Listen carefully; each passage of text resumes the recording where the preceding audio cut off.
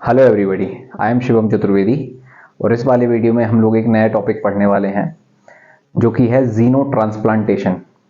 अब ये क्यों हम पढ़ रहे हैं? पहली बात तो कल इंडियन एक्सप्रेस के एक्सप्लेन्ड सेक्शन में आया है, इसलिए अब हमें पढ़ने की ज़रूरत है, पहली बात। दूसरी बात, इस पे एक क्वेश्चन भी आ चुका है यूपीएससी में, पहले स्टेट पीसीएस में अब आने की संभावना है, पहली बात। दूसरी बात, जो क्वेश्चन यूपीएससी में आया था हो सकता है कि उसको घुमा के दे दें या उसको और गहराई में उतर के दोबारा से उसको दे दें, इसलिए हमारे लिए जानना महत्वपूर्ण हो जाएगा। तीसरी बात, अब चूंकि इतना ज़्यादा न्यूज़ में बना हुआ है, एडवांसमेंट हो रही है सोसाइटी की, एडवांसमेंट हो रही है साइंस की, तो हमारे लिए जानना जरूरी हो जाता है कि जीनो ट्रांसप्लांटेशन आखिर है क्या। ठीक, तो हुआ क्या है ये भी देखेंगे, लेकिन इससे पहले हम आपको बता दें कि ये जो टॉपिक है ये प्रीलिम्स के लिए भी इम्पॉर्टेंट है और GS4 यानी कि मेंस के लिए भी इम्पॉर्टेंट है। GS4 के लिए कैसे हैं कि जो एथिक्स है हमारा यानी कि नीति शास्त्र, उसमें कुछ ना कुछ क्वेश्चंस यानी कि जो इश्यूज होते हैं कि कहाँ कहाँ डायलेमा यानी कि दुविधा का शिकार बन सकता है आदमी, वहाँ वहाँ के क्वेश्चन होते हैं। ठीक, अब क्या है कि एथिक्स के जो आंसर हैं या तो कम्प्लीटली सही होते हैं, ना ही कम्प्लीटली गलत। अब हम आपको यहाँ पर इशू बता देंगे कि कहाँ कहाँ डायलेमा होगा। अब आंसर्स आप लोग अपने हिसाब से देखेंगे वहाँ पर कि क्या हो सकता है। किसी का मान लो कि कोई इस तरफ होगा, कोई उस तरफ होगा, तो कोई सही या गलत नहीं माना जाएगा, आपको अपने थॉट्स रखने पड़ते हैं। बस मैं आपको केवल इतना बताऊंगा कि कहाँ कहाँ इश्यूज बन सकते हैं। ठीक, तो चलिए बिना देरी किए शुरू करते हैं कि कॉन्टेक्स्ट क्या है। कॉन्टेक्स्ट है कि न्यूयॉर्क अमेरिका में एक व्यक्ति थे जो कि कोलैप्स होकर गिर गए, कोलैप्स होकर यानी कि गिर गए। हुआ क्या कि वो ब्रेन डेड हो गए। ब्रेन डेड सिंपल शब्दों में कोमा में चले गए। ठीक, अब कोमा में चले जाने के बाद जो उनके परिजन थे उन्होंने क्या कहा कि आप हमारे जो ये सर हैं जो गिर गए हैं, जो मतलब कोमा में चले गए हैं, इनका अंग दान करना चाहते हैं हम लोग। तो जो डॉक्टर लोग थे वहां पर उन्होंने क्या कहा कि आप अंग दान ना करके पूरी बॉडी हमें दान कर दीजिए, इनका दाह संस्कार ना करके, इनके लास्ट राइट्स ना करते हुए इनकी पूरी बॉडी हमें दान कर दीजिए। क्यों ऐसा कहा? वो एक नई मेडिकल साइंस में जो नया एडवांसमेंट हो रहा है वो उस पर काम करना चाहते थे। एडवांसमेंट क्या हो रहा है? जीनो ट्रांसप्लांटेशन एक एडवांसमेंट है। इसमें होता क्या है कि इसमें जो नॉन ह्यूमन्स स्पेसीज है, नॉन ह्यूमन में कौन आता है भैया? नॉन ह्यूमन में जनरली एनिमल्स आते हैं। यहाँ पर किसका केस है? यहाँ पर है पिग यानी कि सुअर। सुअर का पहले तो इन्होंने हार्ट लगाया उस व्यक्ति के अंदर, आदमी का दिल निकालकर सुअर का दिल लगा दिया। ठीक, उसके बाद क्या हुआ कि अब सुअर की जो किडनी होती है, पिग्स किडनी जो होती है, उसको लगाया, ट्रांसप्लांट किया कहाँ? मानव शरीर के अंदर। तो मानव शरीर के अंदर जब उन्होंने ट्रांसप्लांट किया तो 32 दिन हो चुके हैं और वो किडनी बेहतर तरीके से काम कर रही है। अब क्या होता है, ब्रेन डेड में कोमा चला जाता है आदमी, कोमा में, तो उसका नर्वस सिस्टम डिस्ट्रॉय होता है, ना कि किडनी, लंग्स वंग्स ये सब तो सब चलते हैं उसके। तो धीरे धीरे अब जो हमारा मेडिकल साइंस है वो एडवांसमेंट की तरफ जा रहा है, एनहेंस कर रहा है अपने आप को। कैसे कि अब ट्रांसप्लांटेशन ना कि मानव से मानव में तो होगा ही, साथ साथ में हम लोग जानवरों से भी निकालकर मानव में लगा सकते हैं। किसको?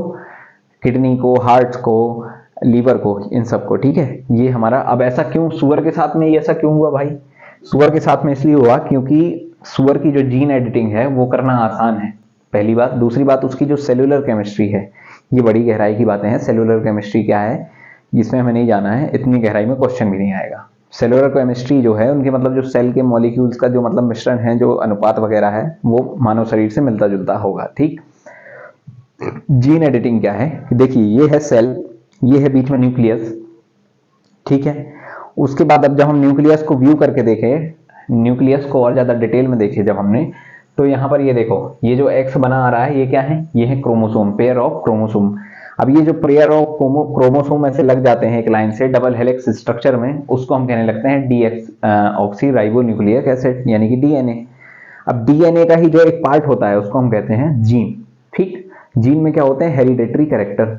अब इस जीन को काट कर, जीन की एडिटिंग करके, इसमें कुछ काट छांट करके एक नया एम्ब्रियो डेवलप किया जाएगा, जो कि जो मादा सुअर होगी उसमें लगाया जाएगा, और आगे जाके जो सुअर होगा वो किसके लिए उपयोगी होगा? वो होगा मानव के लिए उपयोगी। क्यों? क्योंकि उसका जो हृदय है, उसका जो लीवर है, उसका जो किडनी है, वो किसके लिए अनुकूल बना रहे हैं? वो बना रहे हैं मानव शरीर के हिसाब से। अब जीन एडिटिंग के लिए यदि आपको डिटेल में और जानना हो तो आप नीचे कमेंट कर सकते हैं, हम बता देंगे आपको अगले वीडियो में। इसमें यदि हमने बताया तो वीडियो लंबा हो जाएगा और हम कहीं ना कहीं विषय से भटक जाएंगे। अब देखिए क्या है कि जो डेफिनेशन है वो ये है, ये देखो 32 दिन न्यू ईयर न्यूयॉर्क में कोलैप्स हुआ एक आदमी, 32 दिन से उसकी किडनी काम कर रही है, सुअर वाली। अब हमें ध्यान देना है इसकी डेफिनेशन में। तो जीनो ट्रांसप्लांटेशन क्या है? जीनो ट्रांसप्लांटेशन है the transplantation of cell, tissue, organ. Cell से मिलकर बने टिश्यू से मिलकर बने ऑर्गन से मिलकर क्या बनता है? ऑर्गन सिस्टम, और ऑर्गन सिस्टम से मिलकर क्या बनती है? हमारी बॉडी। तो ऑर्गन्स का, सेल्स का और टिश्यू का जो हमारा ट्रांसप्लांटेशन होगा, ठीक, कहां से? नॉन ह्यूमन से ह्यूमन बॉडी में, यानी कि जनरली एनिमल बॉडी से ह्यूमन बॉडी में।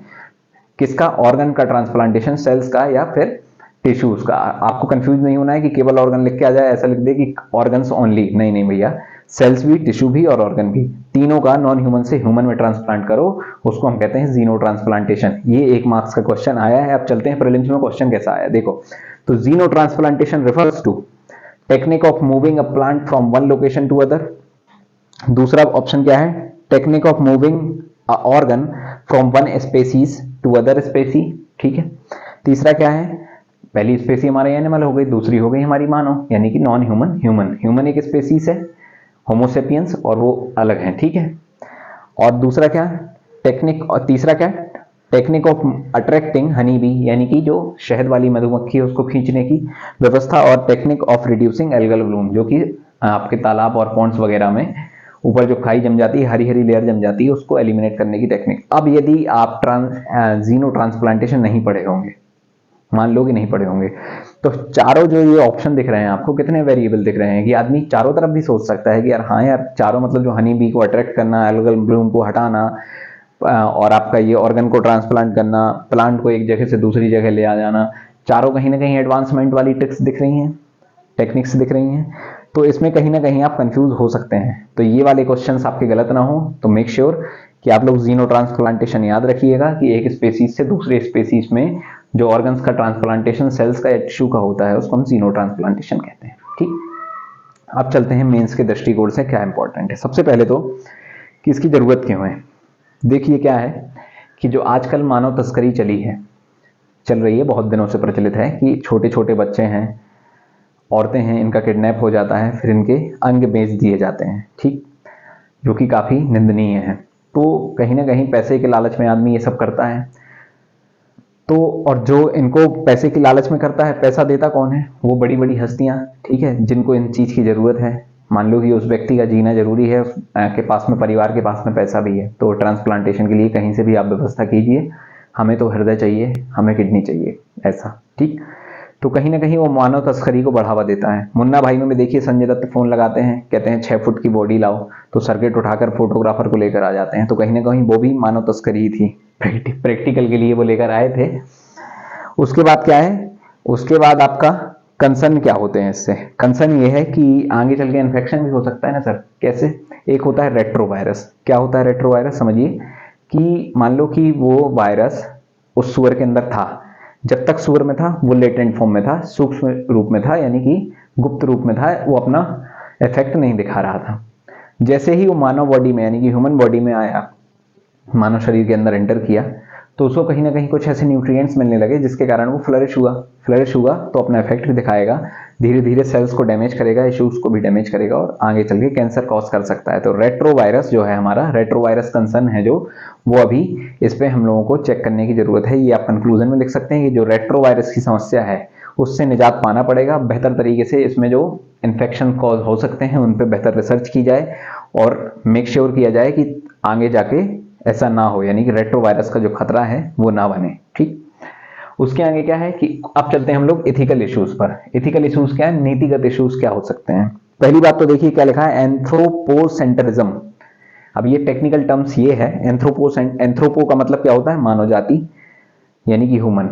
सेंट्रिज्म यानी कि मानव को केंद्र में रखते हुए हम लोग अपनी पॉलिसीज बना रहे हैं। क्यों बना रहे हैं भैया?